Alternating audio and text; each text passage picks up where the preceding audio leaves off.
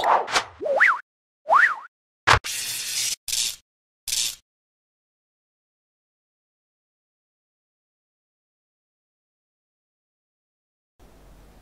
assalamualaikum warahmatullahi wabarakatuh. Alhamdulillah pada hari ini kita berjumpa lagi dalam kelas ekonomi bersama saya.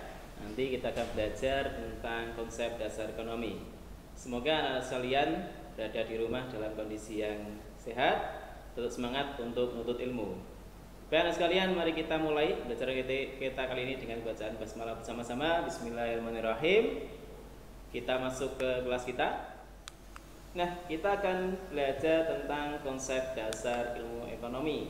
Yakin teman-teman sekalian telah belajar ekonomi dasar ini ya. Yang pernah masuk SMP, pasti kalian pernah belajar tentang dasar ilmu ekonomi. Nah, di kelas 10 ini adalah bab pertama, bab paling awal dalam pelajaran ekonomi.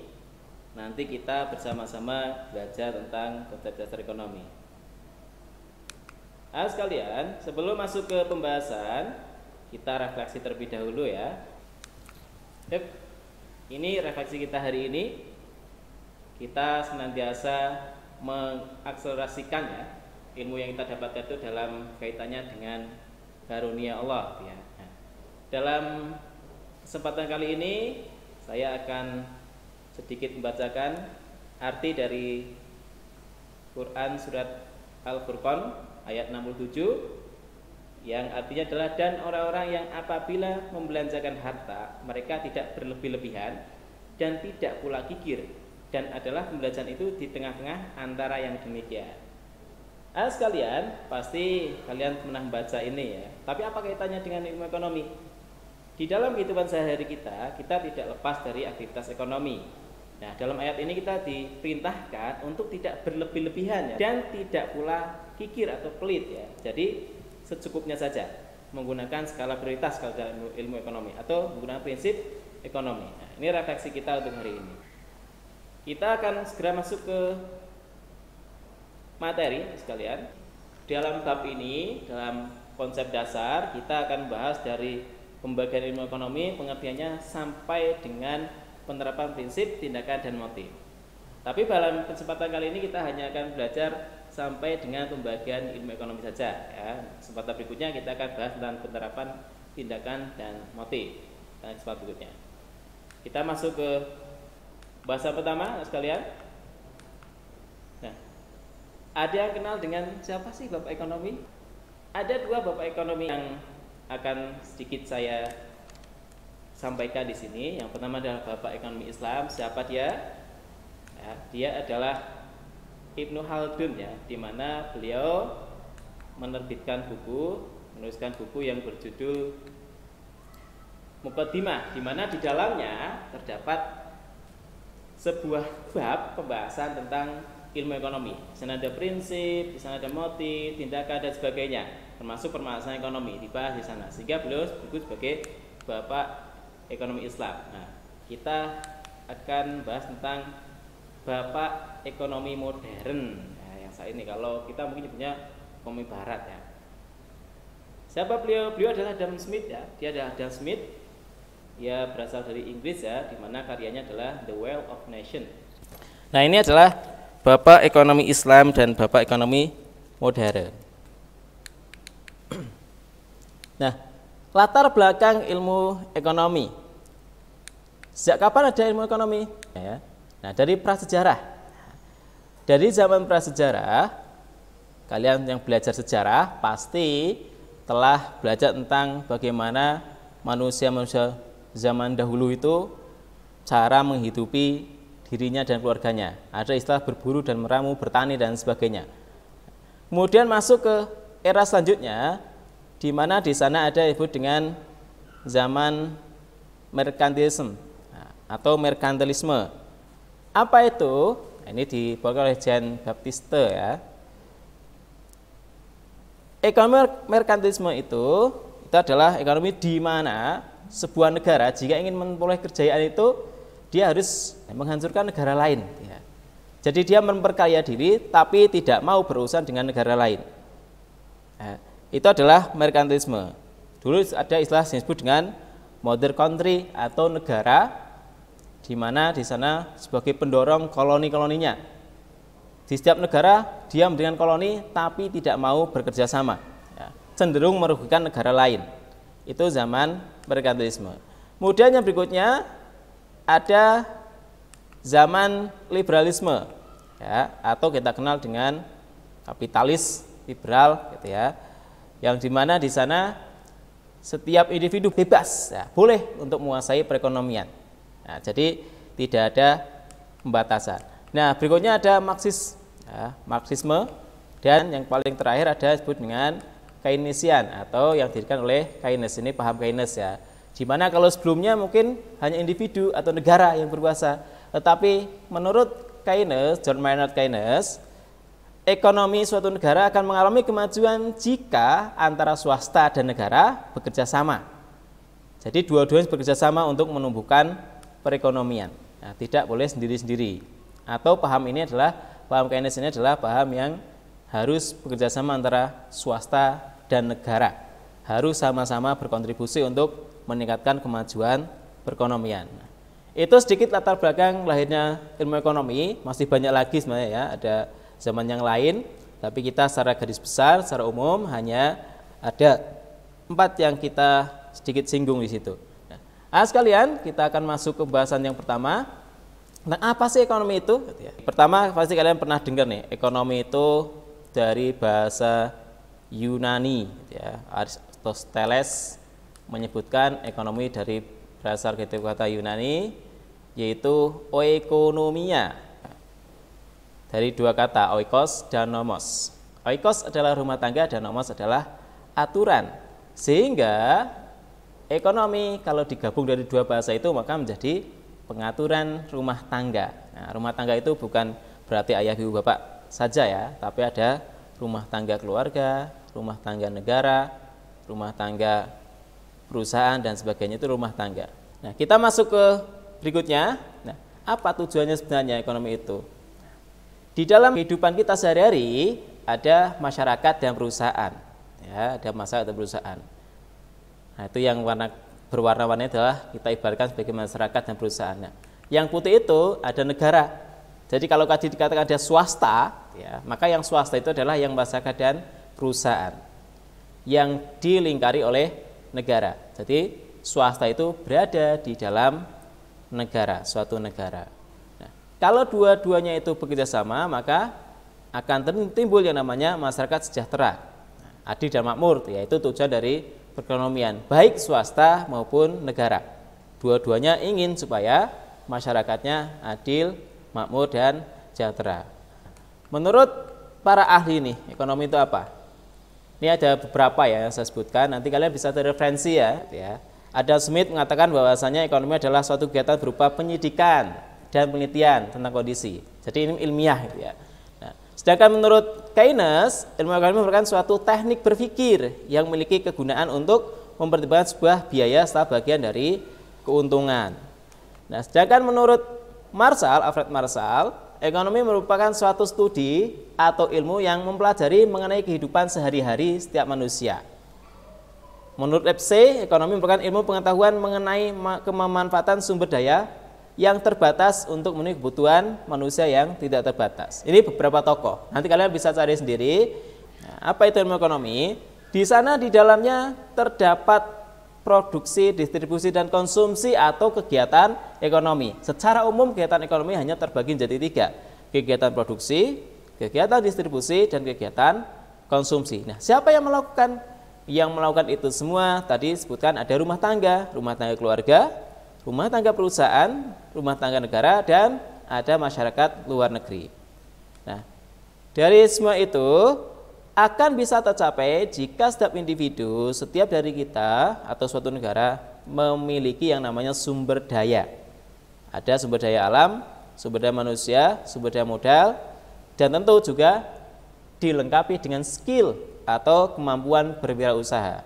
Nah, kita memiliki kekayaan tapi nggak memiliki jiwa perusahaan, maka semuanya akan sia-sia saja karena kita nggak akan bisa mengolahnya. Kemudian semua itu apa tujuannya? Untuk memenuhi kebutuhan. Nah, tentunya dalam ekonomi itu ada kebutuhan dan ada alatnya. ada konsumen, ada produsen.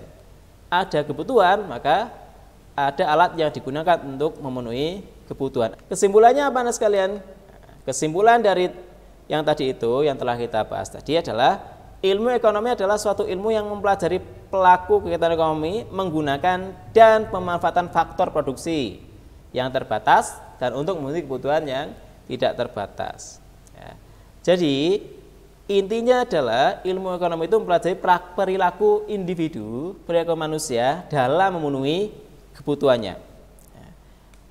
Sehingga titik berat dari kesimpulan tadi adalah barang-barang yang berguna bagi manusia dan jumlahnya juga langka, sehingga harus memiliki kemampuan untuk mengatasinya. Nah, tujuannya apa belajar ekonomi sekalian? Yang pertama ada merencanakan dan menentukan kebutuhan pokok secara bijak. Jadi kalau kita memiliki uang itu, bagaimana cara kita membelanjakannya, maka perlu yang namanya perencanaan. Nah, jadi tulis tuh mana yang paling pokok, mana yang tidak, sampai dengan yang paling nggak dibutuhkan. Ya, tulis semua. Meskipun nggak dibutuhkan, silakan ditulis dulu. Ya, karena kita membuat skala prioritas di sana. Yang kedua, untuk menumbuhkan jiwa sosial dan sikap cermat dalam melakukan kegiatan ekonomi. Jadi harapannya ketika nanti kita belajar ekonomi, maka kita akan berbicara tentang bagaimana kita cermat dalam melakukan kegiatan ekonomi. Kalau masih ingat apa kegiatan ekonomi? Yaitu kegiatan konsumsi, produksi, dan distribusi. Kemudian yang berikutnya adalah melatih untuk dapat hidup sendiri, mandiri ya, secara ekonomi. Ini berkaitan dengan jiwa wirausaha.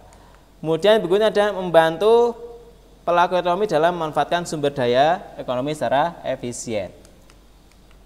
Dan banyak lagi ya, jadi nanti silakan kalian bisa cari sendiri referensinya. Setiap individu memiliki tujuan sendiri dalam belajar ilmu ekonomi. Kemudian manfaatnya apa? Manfaat belajar ekonomi itu apa?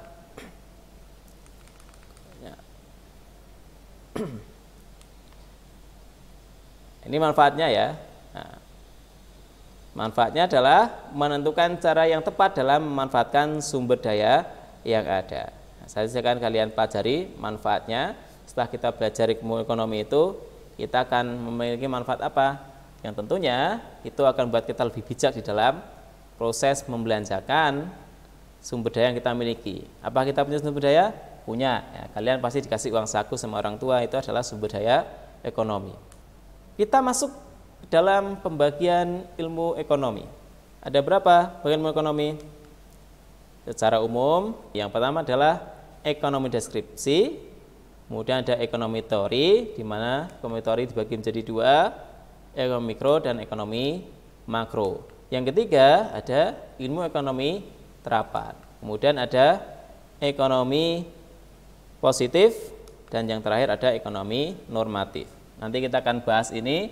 Jadi hari ini kita fokus kepada pembagian ilmu ekonomi yang di sini ada 5 ya. Nanti kita akan bahas. Kita masuk ke pembahasan yang pertama.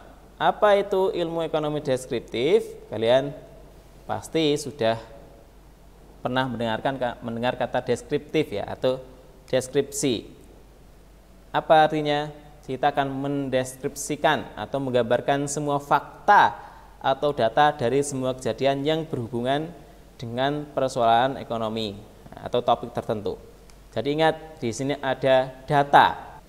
Nah, contohnya apa? Nah, contohnya mungkin kalian pernah mendengar ya tentang inflasi, tentu ya. Ini contohnya adalah dari BPS nih, inflasi bulan Juni tahun 2020 nah, kemarin, berkaitan dengan berapa inflasinya, sebesar 0,8%. Ini data dari BPS ya, data dari BPS. Ini adalah ekonomi deskriptif, berbicara tentang data, bicara tentang fakta. Yang kedua, apa itu ekonomi teori? Kalau tadi kita bicara tentang mendeskripsikan fakta-fakta, maka pasti kalian pernah dengar tuh hukum penawaran, hukum permintaan. Itu yang disebut dengan ekonomi teori. Ya. Tentu ketika kita sampai kepada simpulan hukum, maka kita juga tentu harus tahu kenapa harus muncul hukum itu. Maka ekonomi teori membahas tentang itu, yaitu kumpulan teori di bidang ekonomi yang berusaha menjelaskan, mencari pengertian hubungan sebab akibat dan cara kerja sistem ekonomi. Nah, untuk memunculkan hukum itu ada langkah-langkahnya. Contoh, yang pertama, seorang ekonom harus mampu menjelaskan gejala-gejala di masyarakat. Yang sekarang ini misalnya ini ya, kita mendekati bulan Zulhijjah, Idul Kurban besok gitu ya. Ada gejala yang timbul di sana. Gejala apa? Gejala masyarakat akan berbondong-bondong umat Islam ini ya, berbondong-bondong membeli hewan kurban untuk dikurbankan, kambing, sapi gitu ya, dan sebagainya. Nah, maka di sana kan ada analisis tuh. Apa yang terjadi gitu ya? Dampaknya apa tuh? Ketika masyarakat membeli sapi, membeli daging dalam jumlah yang banyak. Ketika ada Idul Kurban, Idul Adha, apa yang terjadi di analisis? Nah, kemudian di sana akan ada pola, pembentukan pola-pola. Ketika terjadi pembelian yang banyak itu, apa dampaknya gitu ya? Dampaknya secara umum atau secara khusus saja, secara menyeluruh atau hanya lokal saja ya. Kemudian setelah itu baru muncullah teori ekonomi. Jadi ya, teori ekonomi tadi kita bisa tentang gejala. Gejala apa? Gejala yang terjadi di pasar ya, antar pelaku ekonomi. Kemudian ada hubungan sebab akibat. Kemudian setelah ada hubungannya, maka kita akan bicara tentang pola, khusus atau umum tadi. Berlakunya di mana? Permintaan penawaran tadi berdampak ke siapa dan sebagainya. Sehingga muncullah hukum permintaan dan hukum penawaran. Ini berkaitan dengan secara umum pengertian dari ekonomi teori. Memunculkan teori-teori ekonomi secara umum. Kemudian tadi saya sampaikan di awal, teori ekonomi dibagi menjadi dua. Ada teori ekonomi mikro dan teori ekonomi makro. Kita akan bahas satu persatu. Yang pertama kita belajar tentang ilmu ekonomi mikro. Kalian pernah dengar ya, mikro, kecil. Ini adalah cabang dari teori ekonomi yang mempelajari tentang perilaku dari unit-unit ekonomi yang terkecil. Contohnya siapa? Contohnya adalah individu atau produsen perusahaan ya. Kemudian pasar ya, antara produsen dan konsumen. Itu teori ekonomi mikro. Yang kedua ada teori ekonomi makro. Makro kalau tadi kecil maka ini lingkupnya luas, besar ya. Yaitu cabang ekonomi yang mempelajari dan menganalisis keseluruhan kegiatan perekonomian yang bersifat luas dan tidak memperhatikan kegiatan ekonomi yang unitnya kecil. Jadi ini luas ya, negara lingkupnya. Nah, sehingga kita akan bicara tentang pengangguran, tentang inflasi, tentang pendapatan nasional, pertumbuhan ekonomi dan pembangunan ekonomi. Ini yang dipelajari dengan ekonomi mikro dan ekonomi makro. Nah, bedanya apa? Nah, bedanya ya kalian bisa baca ya. Nah, tadi jelas ruang lingkupnya. Yang pertama ruang lingkup. Mikro itu kecil, makro itu luas. Komponen kajiannya apa? Kalau di ekonomi mikro berbicara tentang interaksi penjual dan pembeli di pasar. Kalau makro lebih kepada lingkup yang luas tadi, yaitu inflasi, stabilitas harga, angka pengangguran dan sebagainya.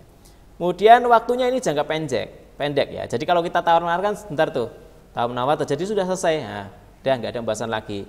Nah kalau ekonomi makro ini jangka panjang, inflasi itu bisa bulanan, bisa semester, 6 bulan, 3 bulan. Panjang jangkanya. Tujuannya adalah untuk memahami cara mengalokasikan faktor produksi untuk mikro. Jadi saya punya sumber daya ini, punya uang, mau digunakan buat apa? Ya, itu alokasinya. Nah, kalau makro ini lebih kepada dampaknya apa terhadap perekonomian suatu negara misalnya. Ya. Jadi ke sana. Nah, contohnya ini tadi ya, permintaan dan penawaran antara produsen dan konsumen untuk mikro. Untuk makro berkaitan dengan pembangunan, pertumbuhan dan inflasi. Nah, contoh ekonomi mikro dan ekonomi makro. Kalian bisa lihat ya, ekonomi makro tadi. Inflasi tadi ya. Nah, contohnya inflasi. Yang makro, yang mikro contohnya apa? Bagaimana rumah tangga keluarga itu berusaha untuk memenuhi kebutuhannya. Bagaimana rumah tangga produsen untuk melakukan kegiatan produksi. Ya. Bagaimana rumah tangga konsumen untuk membelanjakan sumber daya yang dia miliki. Itu contohnya.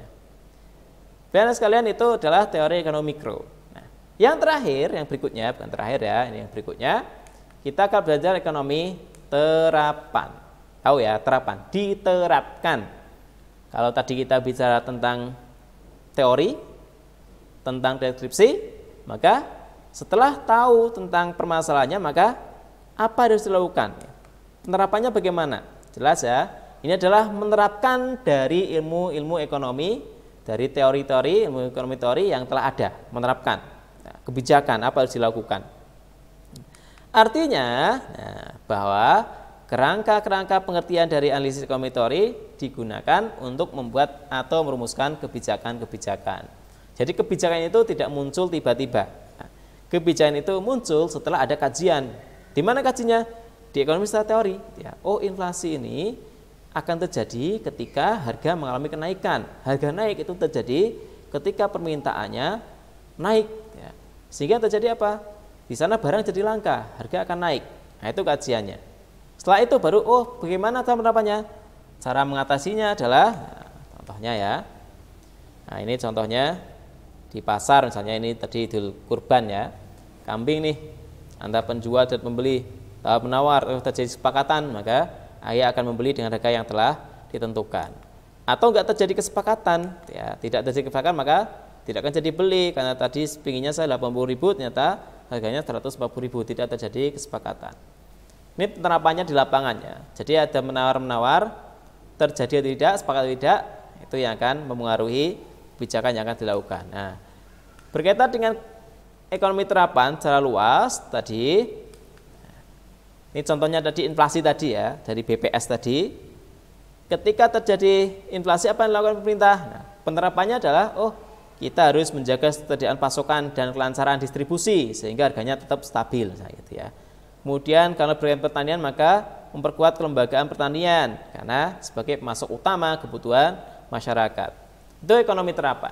Jadi menerapkan ilmu-ilmu ekonomi yang berupa teori dalam sebuah kebijakan realnya.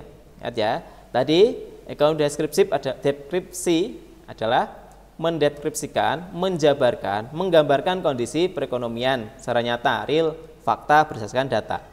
Nah, teori adalah berupa teori-teori, ya, sehingga memunculkan hukum dan sebagainya. Nah, yang berikutnya tadi ekonomi terapan.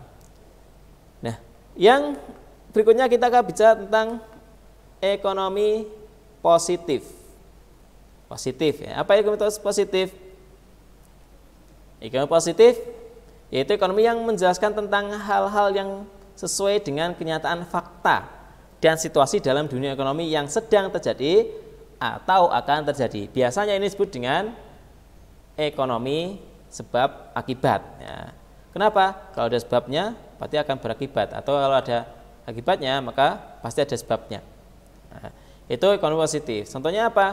Oh, contohnya, ya, harga itu akan mengalami kenaikan jika permintaannya tinggi. Ya. Itu adalah fakta. Betul. Ketika Lebaran, nah tadi Lebaran atau Idul Adha, harga kambing tiba-tiba naik tuh. Kenapa? Karena permintaannya tinggi. Nah, itu adalah ekonomi positif, fakta. Nah, di lapangannya seperti itu. Yang berikutnya ada ekonomi normatif. Ya, ekonomi normatif. Apa itu?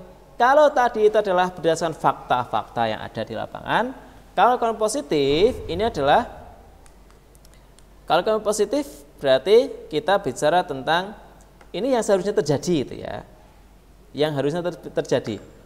Menitik beratkan pada norma, aturan atau ketentuan yang berlaku. Ya.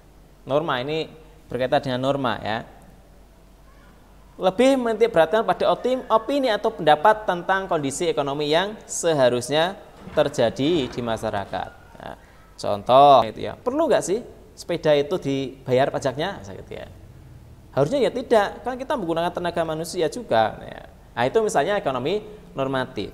Ya. Jadi akan diselesaikan dengan perdebatan, ya. Perdebatan atau biasanya dipolitisasi, ya. Politisasi biasanya. Itu adalah normatif. Beda dengan positif. Positif itu adalah yang terjadi betul fakta. Ya. Motor memang dipajaki, gitu ya. Motor sesuai dengan kriterianya. Itu adalah faktanya begitu. Itu adalah positifnya. Tapi kalau muncul pertanyaan tadi, itu disebut sebagai ekonomi normatif.